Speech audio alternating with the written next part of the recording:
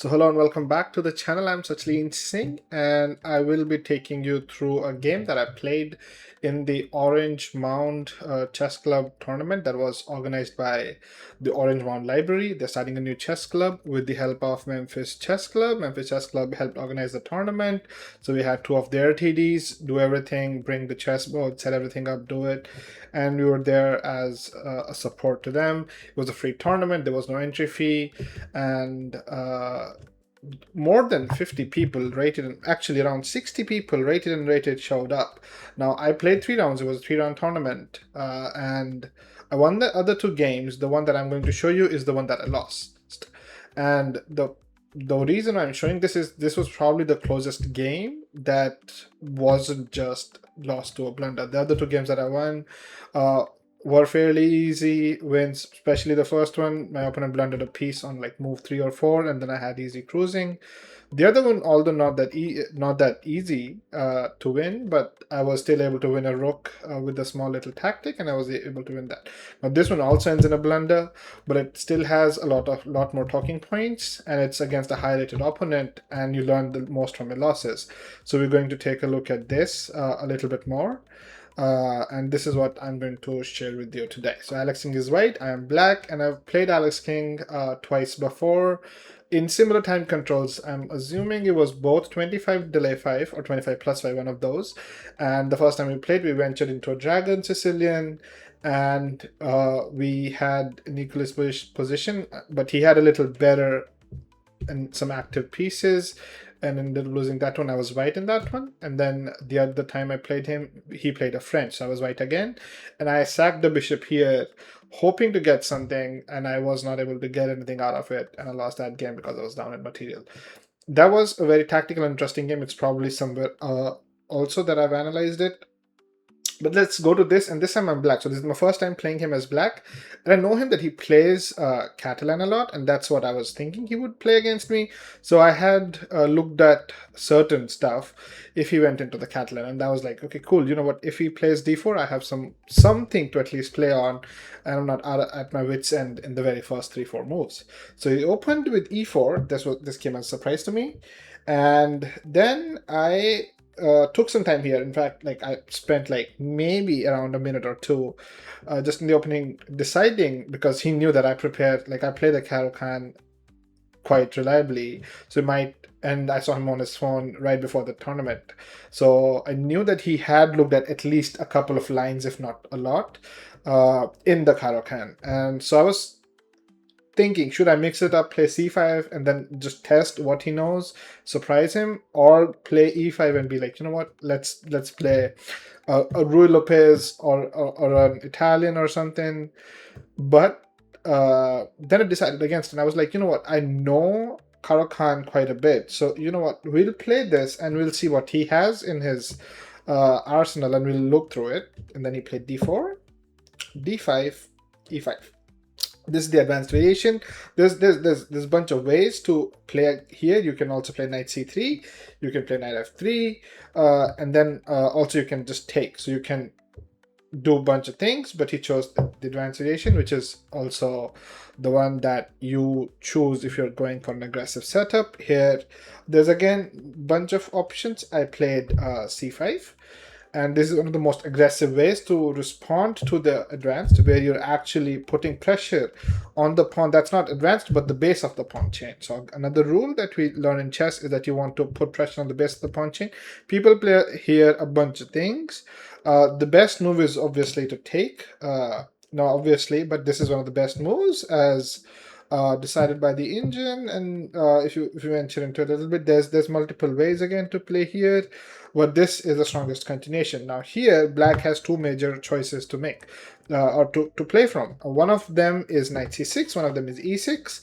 E6 is a more strong, principled one, where you basically say, I am winning one of these pawns back. I gave you a pawn, I'm winning one of these pawns back, but I'm pressuring this pawn more than this pawn because this is the weaker one between these two. And if I don't give you enough time, I'm going to capture here. But I chose a more aggressive stance to play, and very importantly, because you need to know the lines here, and I knew this a little bit more deep. I won a really nice game a year and a few months ago with this same line that I played. And following that same game, he played f4. Well, not following that same game, but we had the same line. And here, since I'm attacking this, and the best way to defend it with this, because I'm going to put more pressure here, now he has the option to play knight f3 after.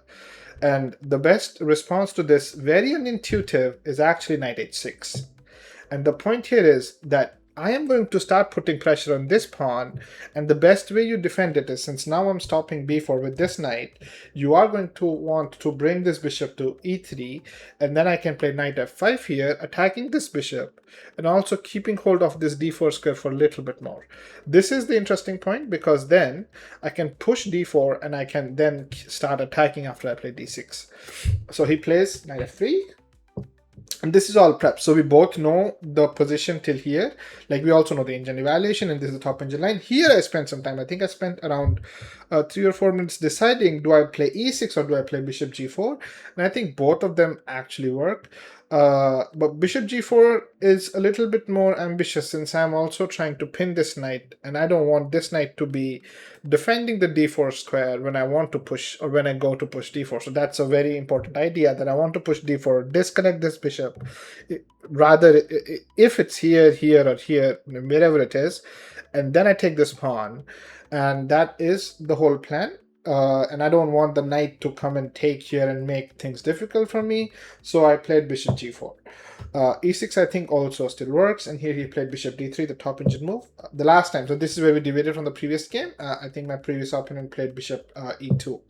But bishop d3 is also one of the best, it's actually the best move that can be played, because you also stop knight f5 when you're playing this.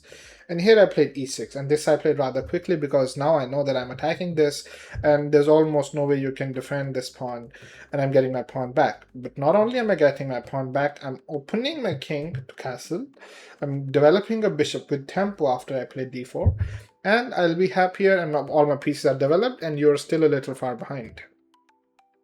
You played bishop e3, I played d4, and bishop f2.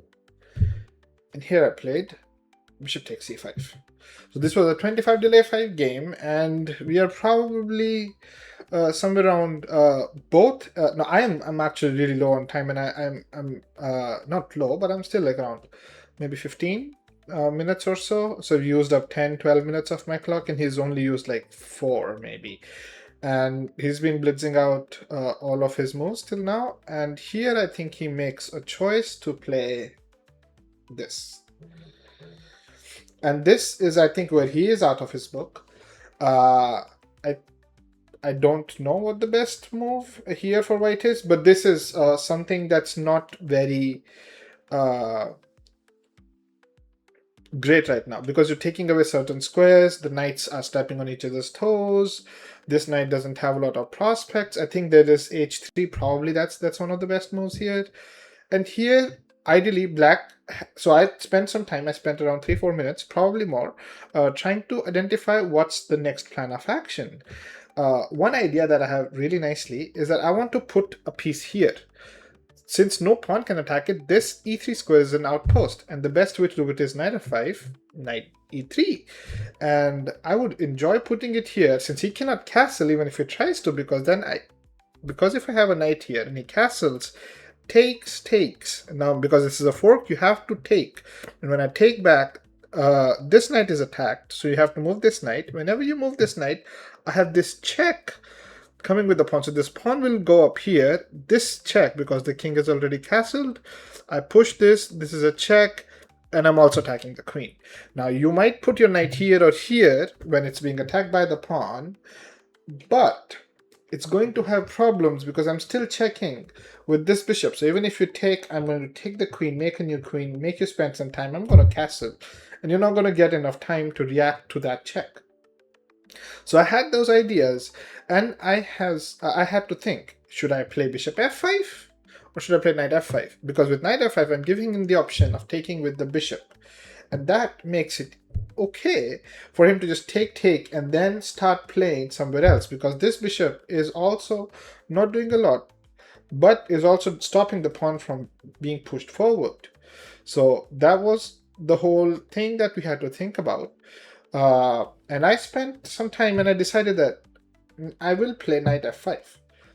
Now the engine says bishop f5 was probably a little bit better, but I just didn't see it as such. And here, which is this, the following line is the reason why I had to check this out and calculate it. And he played here h3.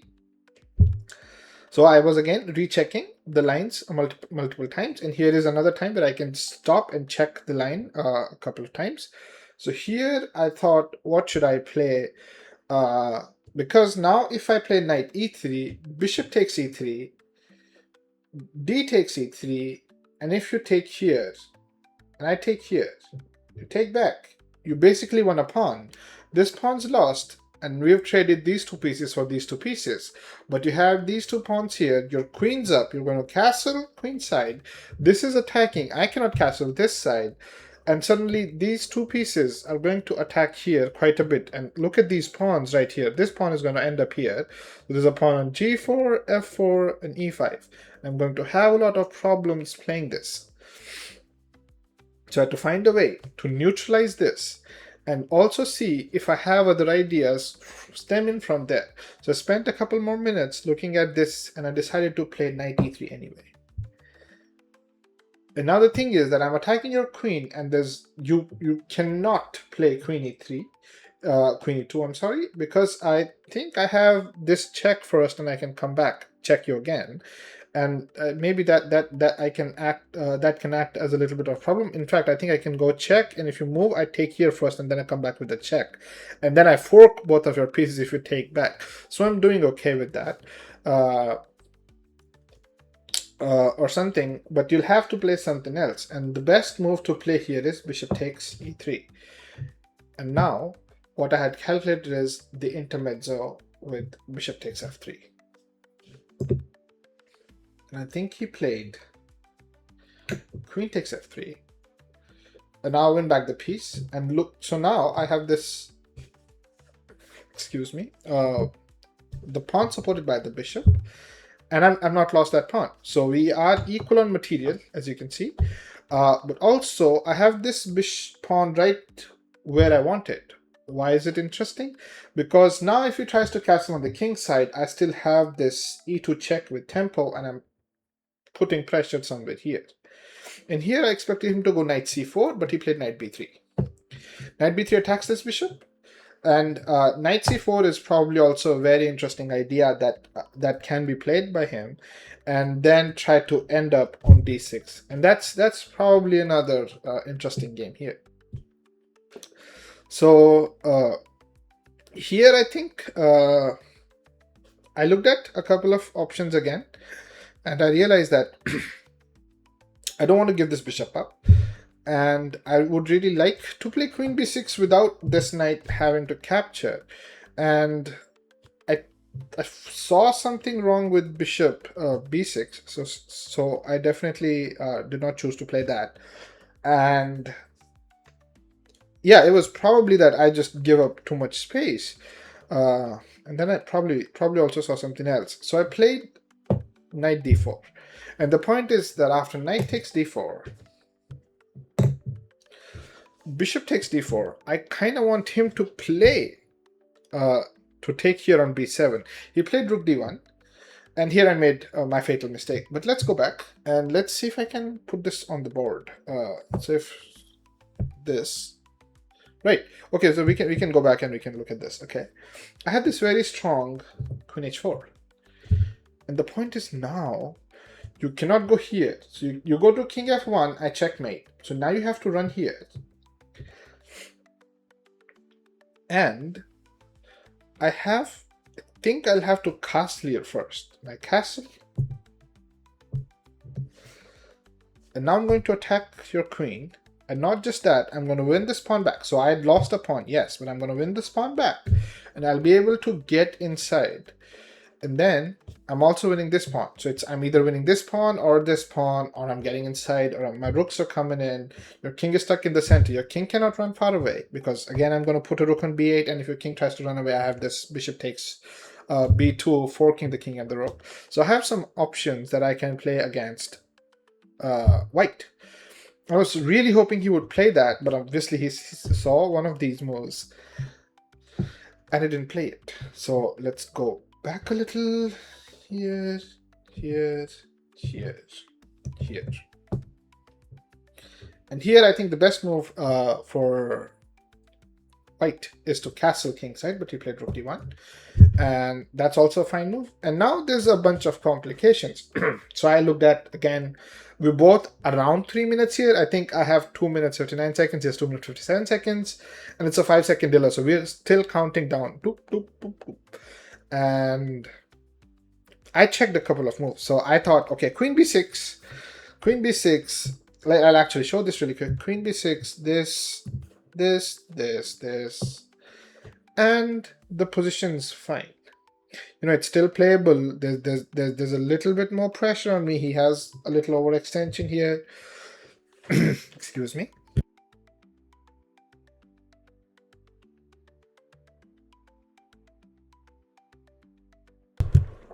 So he has a little overextension here. And his king is still stuck in the center, obviously, because he can't castle, and I still have this check. I have some play. I can castle, and I can put like the rooks here on the C and the D file, or the D and the E file, and we can play on from there. And it's not as bad as I think it is. It's possible. So I like this position, and I thought, you know what?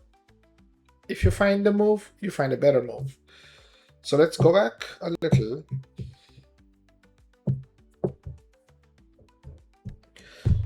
Okay, and here I also was looking at this very interesting king e7, because if you see, what his idea is that he wants to play c3, make my bishop move, and give me this check. And this opens the rook to the queen. When I move my king, he takes the queen.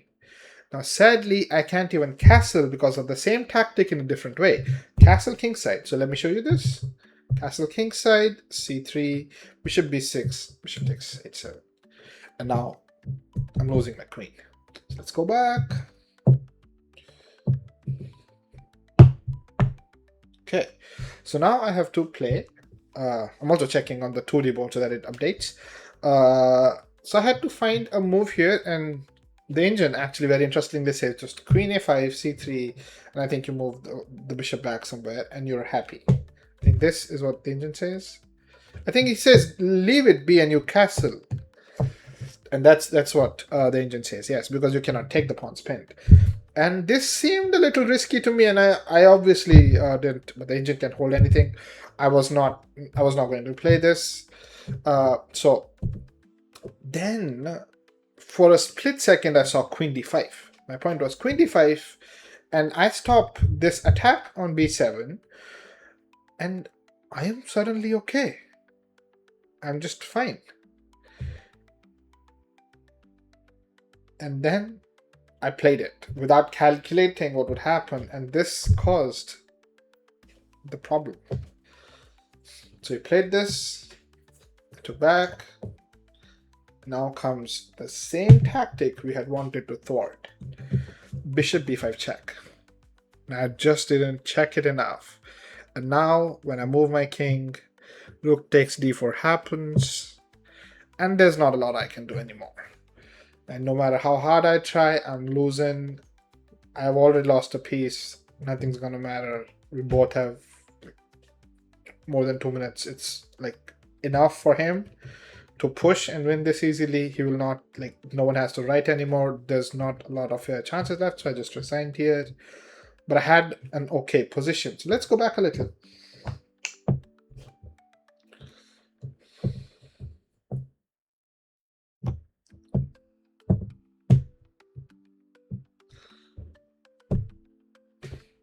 Okay, let's see. Are we going back? Let me try.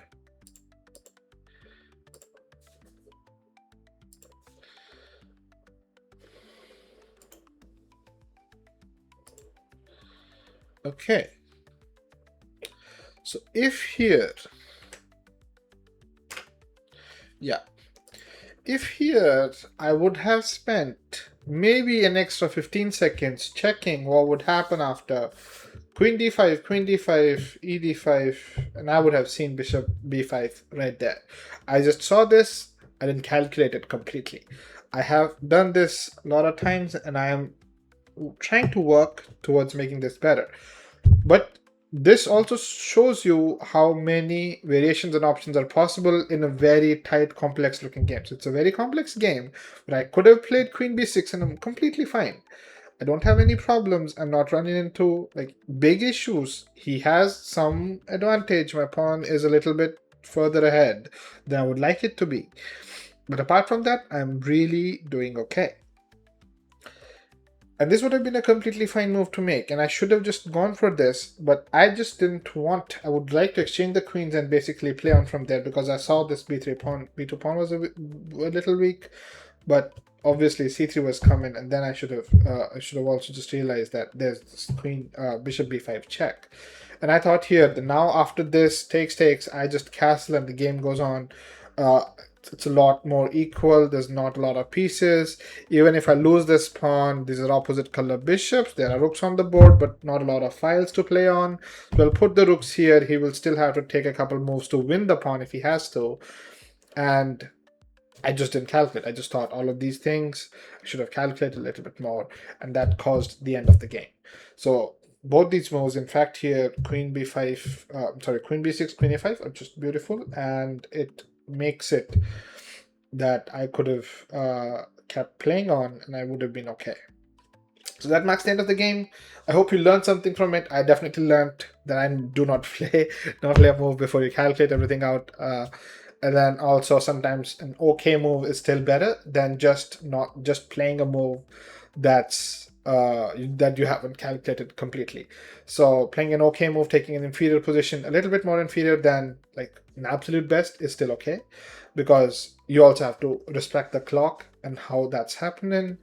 But apart from that, I'm really happy with how I played the game, especially with these with choosing between knight f5, bishop f5. Although bishop f5 was the engine move, I think I like the knight f5 idea because it adds to the options where he takes here eventually, and I get queen h4. Now, if someone else was playing this, I would have gotten queen h4 castled, and I would have definitely destroyed them. But he did not go pawn grabbing, so my sacrifices were not accepted. But that's completely fine. That's what happens when you play strong players. I'm really happy with how I played this game until I played queen d5. But apart from that, good. I feel like it's a good showing. Thank you and have a nice day. Thank you for watching this video.